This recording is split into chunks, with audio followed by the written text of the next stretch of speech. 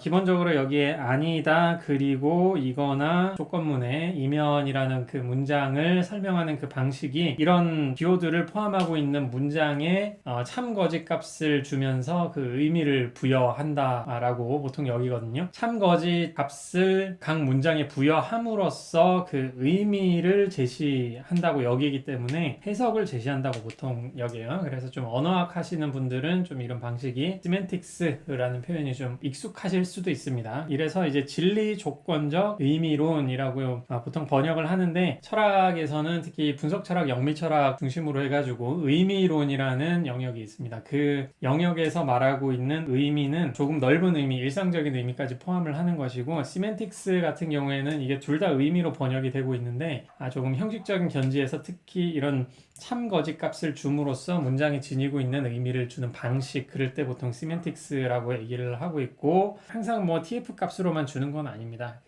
어떤 규칙을 통해 가지고 문장의 의미를 주기도 하고, 그런 것들을 통틀어 가지고 시멘틱스라고 하는데, 여기 theory of meaning보다는 조금 좁은 의미로 시멘틱스라는 게 좀 사용이 되고 있다는 거, 한 그 정도만 좀 알아주시고요. 그래서 이렇게 그 문장에 참거짓 값을 줌으로써 이 문장이 지니고 있는 의미를 규정하는 그런 방식이기 때문에 이거를 또 해석이라는 표현으로 좀 많이 씁니다. 이게 논리학 영역에서도 많이 쓰고 있는데, 그 현대의 뭐 여러 철학자들 이름 중요도에 따라서 뭐 순위를 매기기도 하는데, 그 최고급으로 보통 인정을 받는 학자이기는 합니다. 제가 뭐 확실하게 말씀은 못 드리겠고, 특히 그 비트겐슈타인 같은 경우에는 초기에 뭐 논문지라고 하죠. 제목이 좀 보이시는가 모르겠는데, 트락타투스 로지코 필로소피쿠스라는 책의 4절 정도인가요? 거기에서 이 문장이 있어요. 4.024 정도인데, 실제로 언어 철학이나 뭐 의미론 쪽, 진리 이론 쪽, 그런 쪽에 학자들이 많이 인용을 하기도 하고, 이 직관을 발전시켜가지고 새로운 의미론을 제시하기도 하는 그런 부분입니다. 근데 이거를 소개시켜 드리는 거는 비트겐슈타인이 대단하다 뭐 그런 얘기를 하는 게 아니라, 언어 철학이나 논리학이나 특히 고전 논리 쪽에 해당하는 기본적인 직관을 담고 있기 때문에 이 문장을 알려드리는 거고요.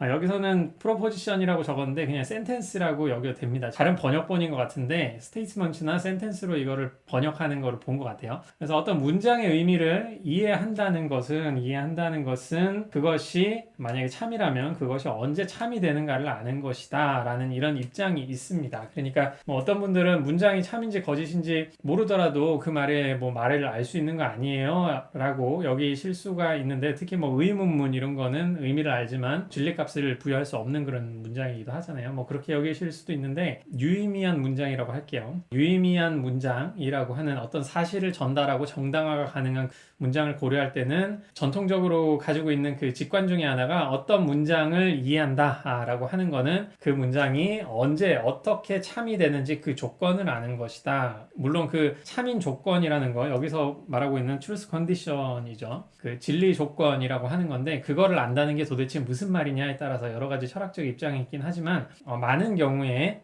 철학이나 논리학이나 수학도 마찬가지입니다. 뭐 그 서양 전반의 학문에서 가지는 기초적인 직관이라고도 볼 수가 있을 것 같아요. 어떤 문장의 의미를 안다라고 하는 거는 그 문장이 언제 참이 되는지, 언제 참이 되지 않는지를 아는 것, 그러니까 진리 조건을 안다라고 하는 직관이 좀 넓게 있는 것 같습니다. 평서문을 고려를 할 때 참거짓이 될 수 있다고 여겨지는 그런 문장의 의미를 우리가 고려를 할 때는 언제 참이 되는지, 참인 조건이 뭔지를 알 때 우리가 그 문장의 의미를 안다고 하는 것이다 라는 그런 직관이 있는데, 이런 직관이 이제 논리학이나 특히 이 시멘틱스라고 말하는 truth conditional semantics라고 말하는 이런 영역에는 기초적으로 이제 다 깔려 있는 거죠. 그래서 이런 문장들의 의미를 부여한다는 거를 이렇게 진리값을, 참거짓값을 여기에 부여함으로써 그 의미를 주는 그런 방식으로 제시가 되는 겁니다. 이런 게 특히 뭐 철학에서 말하는 것들 뿐만이 아니라 형식적으로도 이런 아이디어를 다 가지고 있는 거라고 생각을 하시면 되겠어요.